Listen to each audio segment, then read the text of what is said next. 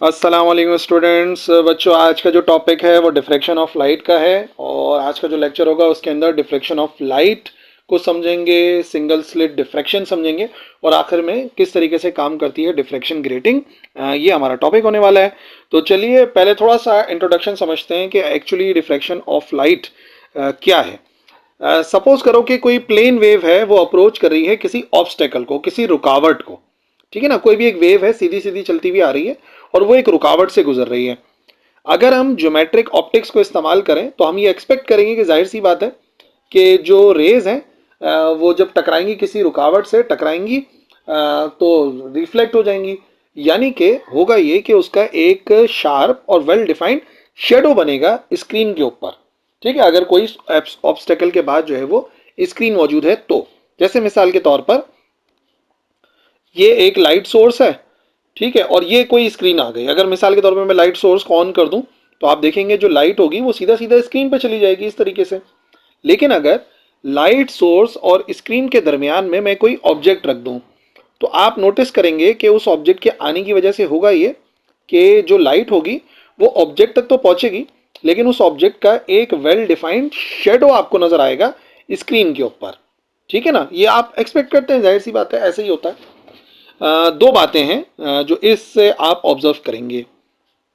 पहली बात, जो ज्योमेट्रिकल शेडो होता है ऑब्स्टेकल का वो यूनिफॉर्मली डार्क होता है, क्योंकि कोई लाइट उस जगह पे नहीं पहुंच रही होती। आप देख लो, जो शेडो है वो एकदम डार्क होता है क्योंकि इस जगह पे लाइट नहीं पहुंच पा रही है। बाकी जगह पे पहुंच जाती है तो वो रोशन का रोशन ही रहता है। ठीक है, दूसरा क्या नतीजा आप देख सकते हो कि जो सराउंडिंग होती है ज्योमेट्रिकल शेडो की वो यूनिफॉर्मली इल्यूमिनेट होती है, यानी कि इर्द गिर्द तो आपको रोशनी नजर आई जाती है। आप किसी भी चीज का जब शेडो बन रहा होगा ना तो आप इसको ऑब्जर्व कर सकते हैं।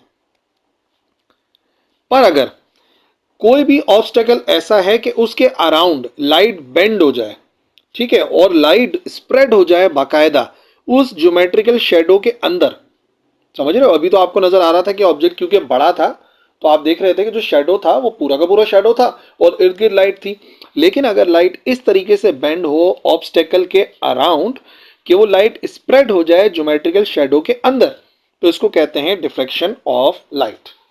ठीक है, और ये हमेशा तब होता है जब हम किसी ऐसे ऑब्जेक्ट को इस्तेमाल करते हैं जो जाहिर सी बात है थोड़ा सा छोटा होता है और हम लाइट मोनोक्रोमेटिक इस्तेमाल करते हैं।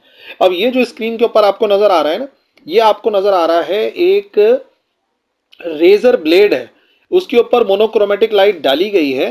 तो देखो शेडो तो बन रहा है उसका। ठीक है, ये आपको शेडो नजर आ रहा है उसका। लेकिन आप अगर नोटिस करो तो शेडो के इर्द गिर्द माइक्रोस्कोपिक आप इसको देखोगे ना, अगर उससे अपना मैग्नीफाइंग ग्लास से, तो आपको नजर आएगा कि यहाँ पर आपको कुछ डार्क ब्राइट फ्रिंजेस से नजर आ रहे हैं, जैसा हमने इंटरफेरेंस में देखे थे। तो ये जो यहाँ पे डार्क ब्राइट पैटर्न नजर आ रहा है, this is due to diffraction of light. और ये मोनोक्रोमेटिक लाइट से, या जब आप किसी ऑब्जेक्ट को देखते हैं जो कि छोटा होता है, तो फिर आप स्प्रेडिंग को ज्यादा ऑब्जर्व कर सकते हैं। आमतौर पे बड़े ऑब्जेक्ट में डिफ्रेक्शन का जो इफेक्ट होता है वो इतना ज्यादा नजर नहीं आता। वजह क्या है? वजह यह है कि एक वाइड गैप से अगर गुजरती है तो इतनी ज्यादा बेंड नहीं होती लाइट। लेकिन अगर लाइट किसी नैरो गैप से गुजरती है, छोटे गैप से गुजरती है, तो ज्यादा डिफ्रेक्शन का इफेक्ट देखने में नजर आता है। ठीक है, तो जो हमारा एक्सपेरिमेंट होगा ना, जहां पे हम लोग सिंगल स्लिट का डिफ्रेक्शन देखेंगे, उसमें हम क्या देखेंगे, हम ऑब्जर्व करेंगे जो बेंडिंग का फिनोमेना है लाइट का, एक्चुअली वो कब होता है जब लाइट किसी कोहेरेंट सोर्स से निकलती है और अपने आप के साथ ही इंटरफेयर करती है। हमने जो यंग डबल स्लिट एक्सपेरिमेंट पढ़ा था उसके अंदर आपने देखा था कि दो स्लिट से आ रही थी ना, तो समझ लो कि उसी लाइट के दो हिस्से हो गए थे, फिर आपस में इंटरफेरेंस हो रहा था। लेकिन यहाँ पे तो एक ही लाइट है और वो अपने आप से इंटरफेरेंस करती है और फिर पैटर्न प्रोड्यूस करती है डिस्टिंक्टिव, जिसे डिफ्रैक्शन पैटर्न कहते हैं। और वो याद रखना बच्चों, बड़ा गैप होगा तो इतना ज़्यादा असर नज़र नहीं आता क्योंकि बेंडिंग इतनी खास नहीं होती। लेकिन अगर गैप नैरो होता है तो बेंडिंग आप ज़्यादा ऑब्जर्व कर सकते हैं। जैसे कि अगर मिसाल के तौर पर जो डिफ्रैक्शन है, अगर सोर्स जो ऑब्स्टेकल है, आप इसको बात को याद रखें कि अगर तो जो वेवलेंथ ऑफ लाइट है, अगर ऑब्जेक्ट का साइज तकरीबन उतना ही है या उसके रिलेटिव है, बहुत ज़्यादा नहीं है, तो फिर आप जो है ना वो डिफ्रैक्शन को देख पाएंगे। ठीक है, सोर्सेस का स्मॉल होना जरूरी है। ये जो सोर्स है समझ लो, ये स्लिट जो है वो सोर्स का काम कर रही है। तो अगर ये गैप जो है ये कंपैरेबल है, या कंपैरेबल से मुराद ऐसे समझ लो, बराबर नहीं कह रहा हूं, लेकिन वेव लेंथ ऑफ लाइट से थोड़ा सा रिलेटिव है, कंपैरेबल है, तो फिर हम देखते हैं कि डिफ्रैक्शन नजर आ सकता है। तो गैप ज्यादा, डिफ्रैक्शन का असर कम, और गैप कम तो डिफ्रैक्शन का एविडेंस ज्यादा होगा। मिसाल के तौर पे ये एक सोर्स ऑफ लाइट है, ये हमारे पास एक सिंगल स्लिट आ गई, देखो ये कोई रुकावट है और उसके दरमियान में यहाँ पर एक सिंगल स्लिट बनी हुई है, और इसी तरीके से यहाँ पर जो है ना हमने लगा दी है एक स्क्रीन। ठीक है, अब सोर्स ऑफ लाइट से लाइट मिसाल के तौर पे इमिट होती है। ये ऐसा समझो, लाइट का क्रस्ट, लाइट का ट्रफ, लाइट का क्रस्ट, लाइट का ट्रफ पहुंचा है। फिर यहां से जब लाइट बाहर निकलेगी, दो हिस्सों के अंदर ब्रेक हो गई, फिर ये आगे बढ़ी, फिर आगे बढ़ी, फिर आगे बढ़ी। तो आप नोटिस करो, और ये हम पढ़ भी चुके हैं इंटरफेरेंस के अंदर, जहां पे क्रस्ट या ट्रफ पे ट्रफ लाई करती है, क्रस्ट से क्रस्ट या ट्रफ से ट्रफ इंटरफेरेंस करता है, वहां पे कंस्ट्रक्टिव इंटरफेरेंस होता है। और जहां पे क्रस्ट पे ट्रफ या ट्रफ पे क्रस्ट आ जाए, वहां पे डिस्ट्रक्टिव इंटरफेरेंस होता है। तो आप जरा नोटिस कीजिए, इस पूरे इंटरफेरेंस का जो पैटर्न नजर आ रहा है, यहां पर आप नोटिस करोगे तो आपको नजर आ रहा है कि ट्रफ पे ट्रफ लाई कर रही है, कंस्ट्रक्टिव है। बिल्कुल उसकी सीध में आ जाओ, क्रस्ट पे क्रस्ट लाई कर रही है, तो ये भी कंस्ट्रक्टिव है। फिर इसी की सीध में ट्रफ पे ट्रफ आ रहा है, कंस्ट्रक्टिव। यानी कि बिल्कुल इस लाइन के अंदर जो इंटरफेरेंस पैटर्न आपको नजर आएगा, वो आपको नजर आएगा कंस्ट्रक्टिव। तो मतलब यहां लाइट पहुंचेगी, उसकी शिद्दत ज्यादा होगी, इंटेंसिटी ज्यादा होगी, और काफी वाइड सा आपको एक फ्रिंज नजर आएगा। अच्छा, अब कुछ और पॉइंट्स देखो, यहां पर जो बन रहे हैं, ये आप नोटिस करो, इधर क्रस्ट पे ट्रफ लाई कर रहा है, इधर भी क्रस्ट पे ट्रफ लाई कर रहा है, और ऐसे ही होता है, जैसी बात है, मैंने कम वेव्स बनाई है। तो क्रस्ट पे ट्रफ, ट्रफ पे क्रस्ट, मतलब यहां पर डिस्ट्रक्टिव इंटरफेरेंस होगा, लाइट नहीं पहुंचेगी, स्क्रीन के ऊपर हमें कुछ भी नजर नहीं आ रहा होगा। ठीक है, और इससे ऊपर जाके जाहिर सी बात है दोबारा से कहीं से कंस्ट्रक्टिव इंटरफेरेंस होगा, ये यहाँ पे ट्रफ पे ट्रफ, ट्रफ पे ट्रफ। तो कंस्ट्रक्टिव इंटरफेरेंस होने का मतलब यहाँ पे फ्रिंजेस नजर आएंगे। तो जो आपने देखा था ना, उसके अराउंड, रेजर ब्लेड के अराउंड वो बन रहे थे pattern, dark bright dark bright, वो इसी वजह से थे कि भाई जब किसी छोटी सी स्पेस से गुजरती है ना लाइट, तो उसमें डिफ्रैक्शन ज़रा ज़्यादा नज़र आता है। तो स्क्रीन के ऊपर हमें कंस्ट्रक्टिव डिस्ट्रक्टिव इंटरफेरेंस के डार्क ब्राइट फ्रिंजेस नज़र आते हैं। ठीक है, अब इसी को समझने का एक दूसरा तरीका भी है, क्योंकि हमें एक फॉर्मूला भी समझना है। कंसिडर कर लो कि जो रेज ऑफ लाइट हैं वो एक सिंगल स्लिट से गुजर रही हैं, जिसकी विड्थ को हम ए से जाहिर कर रहे हैं, स्मॉल ए से। ये मिसाल के तौर पे एक स्लिट आ गई और फासला ए के बराबर है, ये इसका सेंटर बना लिया मैंने स्लिट्स का। यहाँ से लाइट रेज आ रही हैं, और लाइट रेज समझ लो जब इससे गुजरेंगी तो बेंड हो जाती है ना। तो समझ लो ये लाइट रेज इस तरीके से बेंड हो रही हैं, और मैं सपोज कर रहा हूँ 3 पैरेलल रेज ऑफ लाइट, क्योंकि जो फॉर्मूला में ड्राइव करना है उसके लिए ज़रूरी है पैरेलल रेज ऑफ लाइट को कंसिडर करना। अब हम क्या करेंगे, हम रे 1 और रे 2 के दरमियान में, कोई सी भी दो रेस के दरमियान में पाथ डिफरेंस मालूम करेंगे, लेकिन थोड़ा सा जूम करके। ये देखो, ठीक है। अब पाथ डिफरेंस कैसे बनता है, पाथ डिफरेंस ऐसे बनता है कि छोटी रे से बड़ी रे की तरफ एक परपेंडिकुलर ड्रॉ करना है आपने, जो हमने डबल स्लिट एक्सपेरिमेंट के अंदर भी देखा था। छोटी रे से बड़ी रे की तरफ, छोटी रे से बड़ी रे की तरफ एक परपेंडिकुलर ड्रॉ करना है आपने। ठीक है, ये मैंने एक स्ट्रेट लाइन बना ली ताकि ट्राइंगल बन सके आसानी के साथ। तो ये मैंने एक परपेंडिकुलर ड्रॉ कर लिया, और चाहो तो आप जो है वो इस एंगल को मेजर कर सकते हो, और दूसरी भी रे का आप डिफरेंस निकाल सकते हो, कोई इशू नहीं है। ये भी एंगल थीटा है, और दूसरे वाला एंगल भी जो है वो एक्चुअली किसके बराबर होगा, ये बराबर होगा थीटा के। ये फासला a/2 के बराबर है, ये फासला भी a/2 के बराबर है। ठीक है ना, तो आप किसी भी एक से कर सकते हो, रे 1 और रे 2 से कर लो, रे 2 और रे 3 से कर लो, सेम ही रहेगा। ठीक है, अब हमें ना ये पाथ डिफरेंस कैलकुलेट करना है कि पाथ डिफरेंस का क्या फॉर्मूला होना चाहिए। अब मैं आपको समझाता हूं। देखो, अगर हम ट्राइंगल की प्रॉपर्टी को इस्तेमाल करें, तो एक्चुअली मुझे ये वाला फासला चाहिए जो थीटा के सामने वाली साइड है।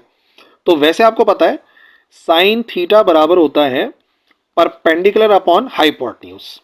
तो इस कंडीशन में साइन थीटा बराबर आ जाएगा परपेंडिकुलर यानी कि थीटा के सामने वाली साइड, जो एक्चुअली मुझे पाथ डिफरेंस चाहिए तो उसको तो मैं पी डी से जाहिर कर दूंगा पाथ डिफरेंस को। हाइपोटेन्यूज होता है 90 डिग्री के सामने वाली साइड, मतलब इधर से लेके इधर तक वाली साइड, और ये साइड बराबर है a अपॉन 2 के, तो यहाँ पे हम a अपॉन 2 लिख सकते हैं। तो इसका मतलब ये है कि जो पाथ डिफरेंस है वो सीधा सीधा बराबर आ जाएगा a ओवर 2 साइन थीटा के, यानी जो दो रेज हैं उनके दरमियान का फासला हम इस फॉर्मूले से कैलकुलेट कर सकते हैं a अपॉन 2 साइन थीटा के बराबर। अब बात यह है कि हमने ऑब्जर्व करा कि जब दो रेज के दरमियान का पाथ डिफरेंस डिस्ट्रक्टिव इंटरफेरेंस के लिए हमने चेक करा, आप इसको कंस्ट्रक्टिव के लिए भी सॉल्व कर सकते हो। हमने देखा कि जो मिनिमा बनेगा या डिस्ट्रक्टिव इंटरफेरेंस होगा, डार्क फ्रिंज बनेगा, उसके लिए जो है ना वो एक कंडीशन है, वो मैं आपको बताता हूँ।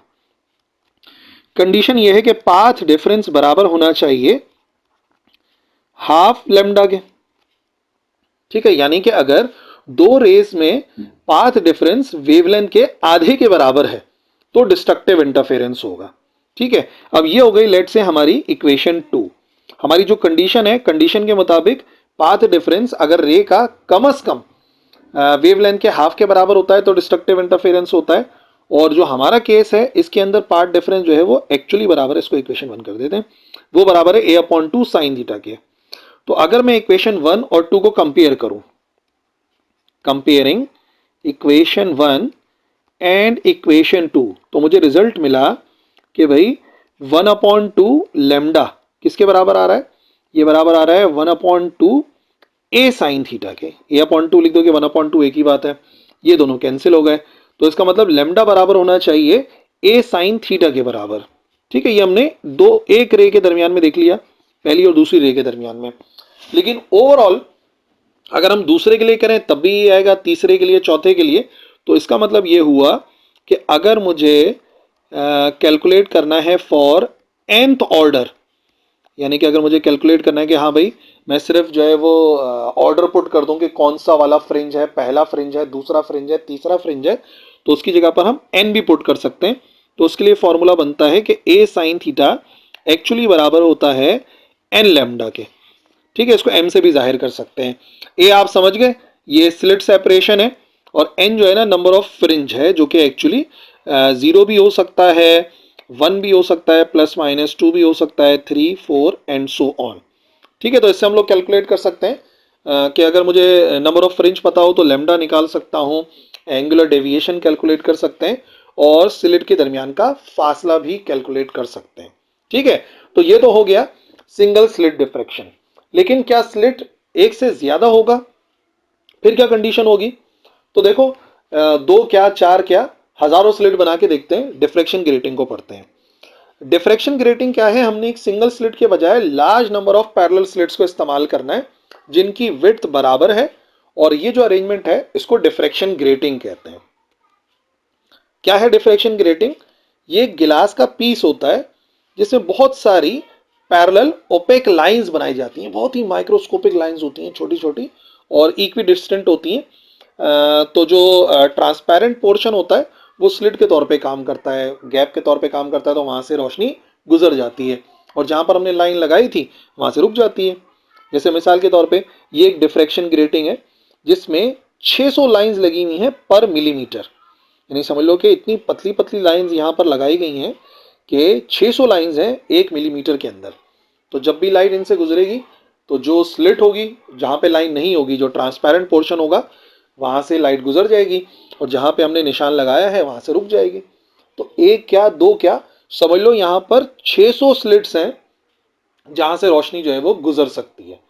तो यहाँ पे ज़्यादा इंटरफेरेंस देख सकते हैं, यहाँ पे ज़्यादा डिफ्रैक्शन होता है, और उसी डिफ्रैक्शन की वजह से अगर आप देखोगे ना डिफ्रैक्शन ग्रेटिंग को, तो आपको इस किस्म के कलर्स नज़र आएंगे, रेनबो कलर्स, जो कि आपको सीडी पे भी नज़र आते हैं।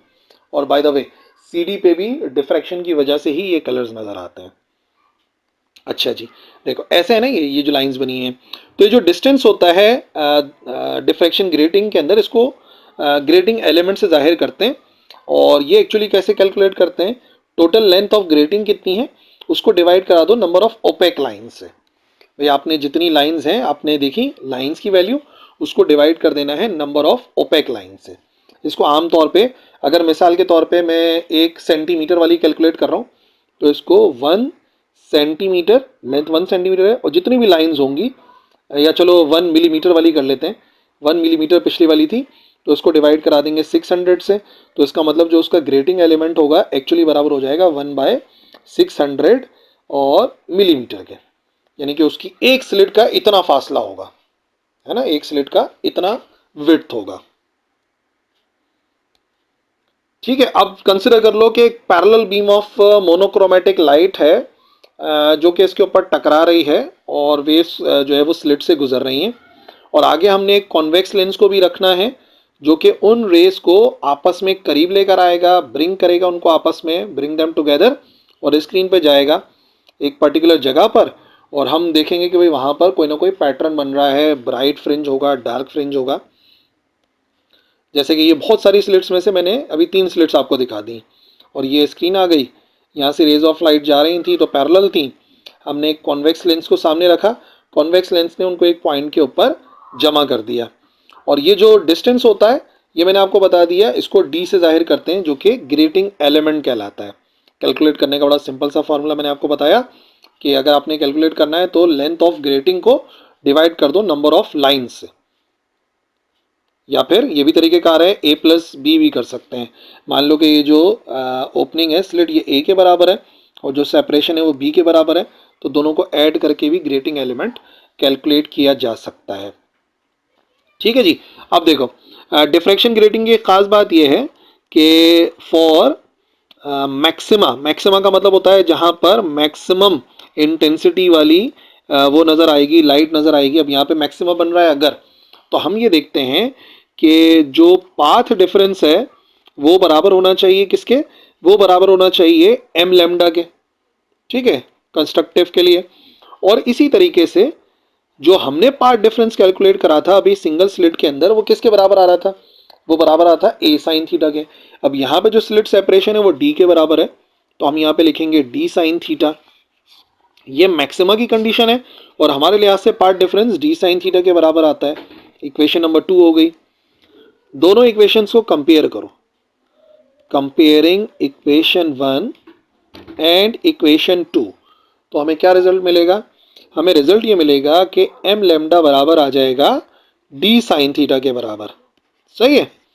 अच्छा, अब इससे हम बहुत सारे ऑर्डर्स कैलकुलेट कर सकते हैं। मिसाल के तौर पे बिल्कुल सामने जहाँ पे पार्ट डिफरेंस 0 होता है, बिल्कुल सामने की तरफ ना यहाँ पे, तो उसको कहते हैं जीरोथ ऑर्डर। जीरोथ ऑर्डर का मतलब ये है कि m की जगह पे हम 0 पुट करेंगे तो क्या आंसर आ जाएगा, सीधा सीधा हम ये कह देंगे भाई वो तो कोई डिफरेंस होता ही नहीं है, तो इसका मतलब ये है कि डी साइन थीटा एक्चुअली बराबर आ जाएगा 0 के।